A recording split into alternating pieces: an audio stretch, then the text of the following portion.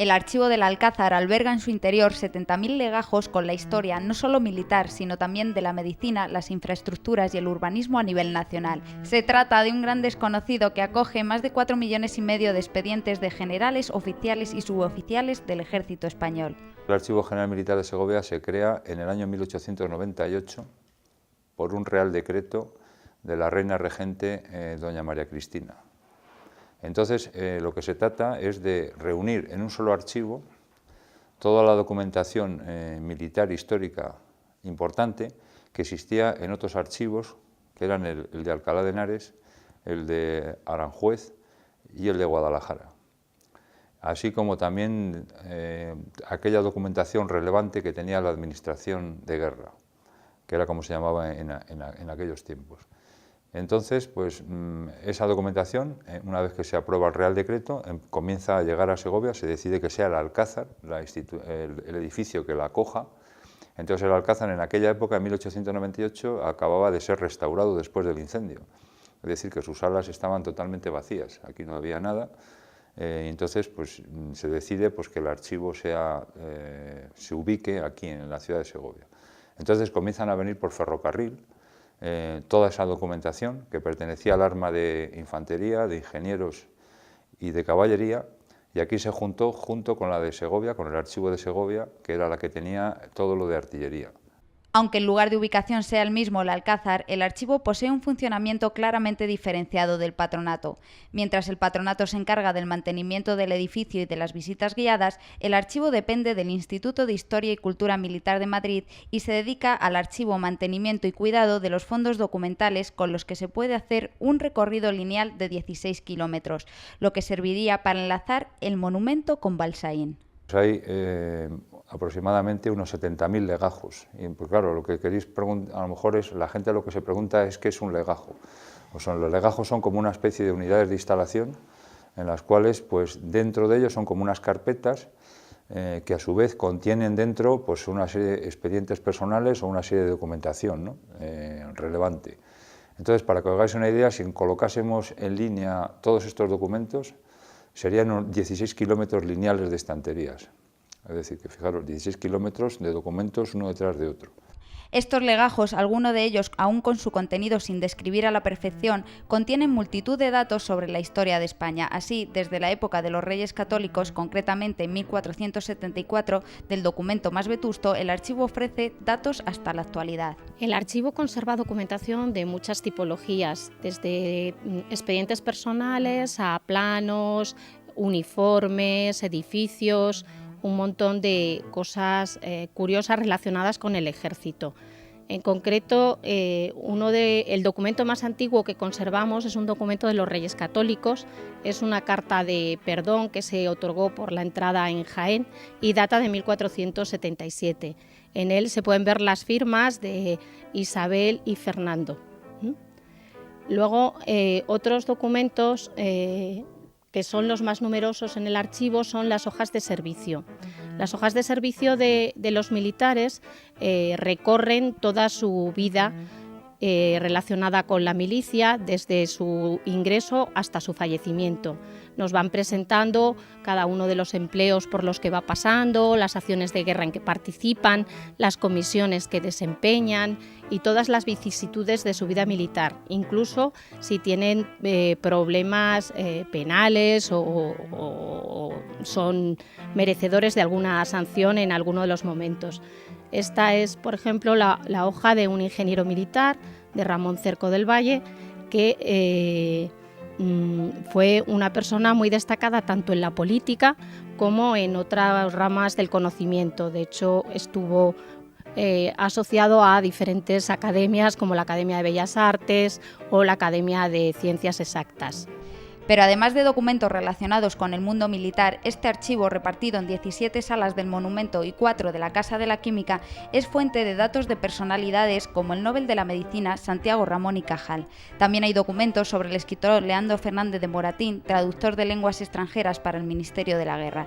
Además, el registro es fuente de partidas de nacimientos, matrimonio, perdidas de sus fuentes habituales. Dentro de los expedientes personales nos valen muchas veces para ver su genealogía y tradición familiar y, de hecho, en muchos casos, partidas de nacimiento, de casamiento, de función que no se pueden encontrar en los registros parroquiales porque se han perdido a lo largo de los siglos, nosotros sí que las conservamos. Puedes ver aquí diferentes ejemplos de partidas, pues desde gente nacida en Perú, en la Ciudad de los Reyes, a gente nacida dentro del territorio español. Se conservan incluso con sus sellos de placa. Tenemos aquí 2 ejemplos. Y bueno, son todas estas que os estoy enseñando son del siglo XVIII, de finales del siglo XVIII. Otra de las condiciones que tenían que acreditar las personas que casaban con militares era su hidalguía, es decir, tenían que presentar pruebas de nobleza. En muchos casos, agregados a esas pruebas de nobleza, nos encontramos con escudos nobiliarios que tienen un interés no solo histórico importante, sino que tienen una factura y un color y una luminosidad especial. En este caso son acuarelas en color, como veis, con pan de oro. Dentro de las personas relacionadas con la milicia, la documentación existente es más detallada aún, entre ellos un expediente de Joaquín de Odriozola, el que fuese arquitecto municipal. Hay también destacados ingenieros y cartógrafos que trazaron el mapa de España y, por ejemplo, nos hemos encontrado con un expediente de Joaquín de Odriozola, el que fue arquitecto municipal de Segovia, que llegó a ingresar en el Colegio Real de Artillería y que después, por motivos de salud que alegó su padre, pues salió en el año 1872. También dentro de la documentación personal que aporta el archivo de Segovia son las testamentarías. Son documentos que los militares tenían obligación de declarar sus últimas voluntades ante escribanos militares. Tenemos en concreto la del conde de Gazola, que fue el fundador del Colegio de Artillería aquí en Segovia. Son documentaciones bastante voluminosas con importantes inventarios de sus bienes.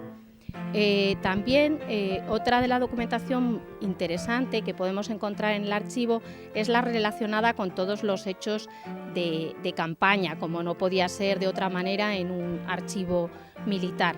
Entonces encontramos documentación pues de las más antiguas, precisamente, son del siglo XVII. En concreto tenemos aquí la documentación que generó la pérdida de las posesiones de Mesina en manos de los franceses en el año 1676.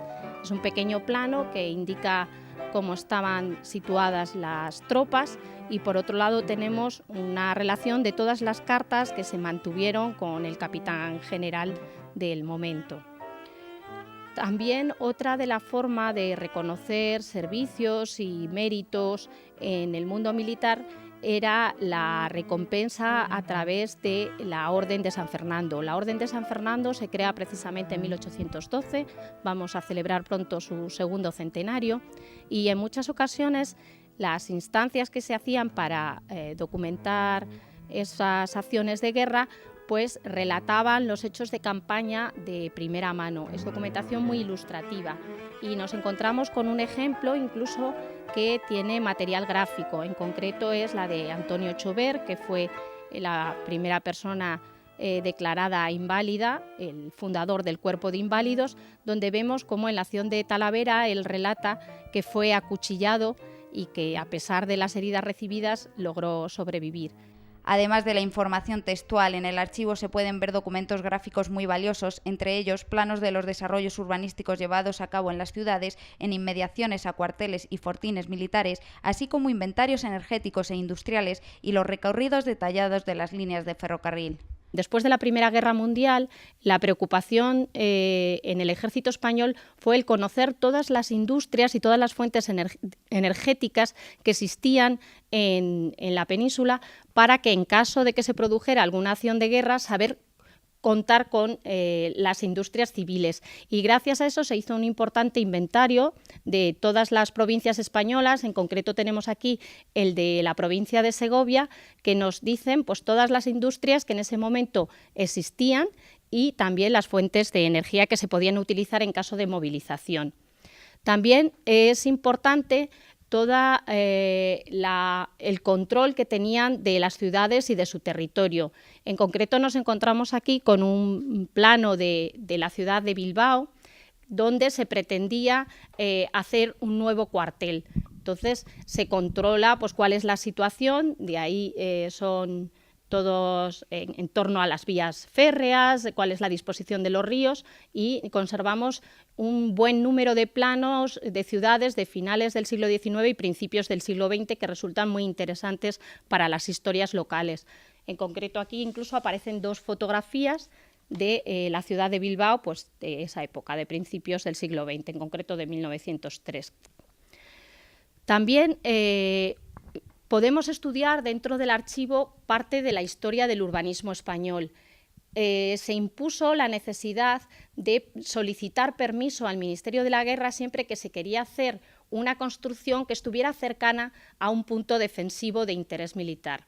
En concreto, lo que tenemos aquí delante es la ciudad de Palma de Mallorca, donde se pretende construir un nuevo barrio, el barrio de Santa Catalina, y podemos ver todo el perímetro de su muralla y al lado la ubicación del nuevo barrio. Y llega a tal lujo de detalles que podemos ver incluso cuáles serían los alzados y las plantas del nuevo barrio que se pretende construir. Es bastante interesante la documentación de todos los ensanches de las antiguas ciudades medievales españolas, cómo después se expansionan a lo largo del siglo XIX.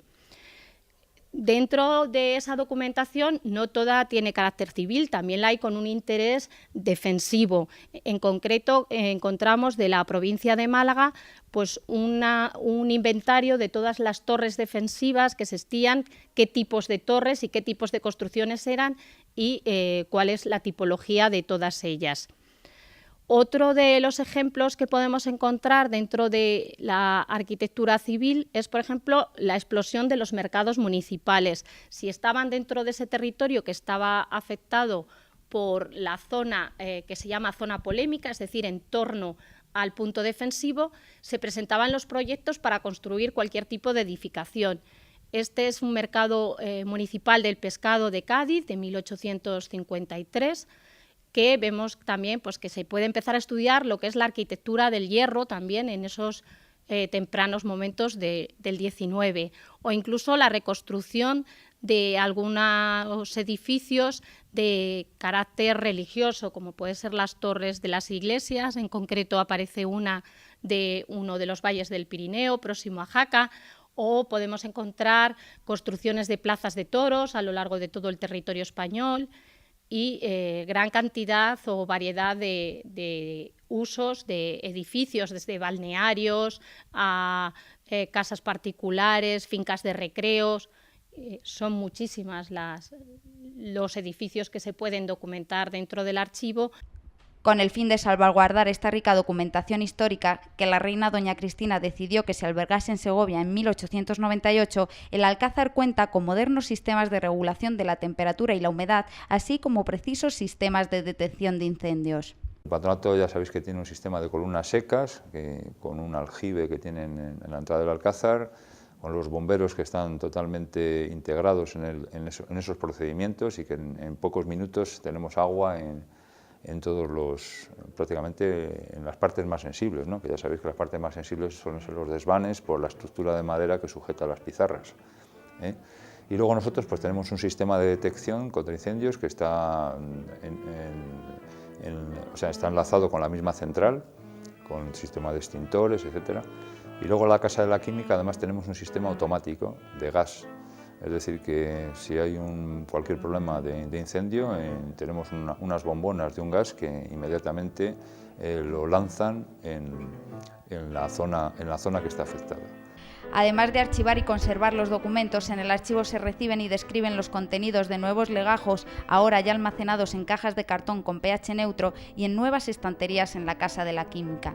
El fin, poder ofrecer a los investigadores las fuentes documentales que precisen, bien mediante entrevista presencial o mediante la vía postal, que soliciten al Archivo General. Es una unidad militar, entonces funciona como una unidad militar, pero lo importante es que lo que tiene que dar es servicio a todos los investigadores o gente interesada en consultar la documentación. ¿Cuántos investigadores normalmente pasan por aquí, más o menos? Pues las asistencias pueden ser unas 600 asistencias,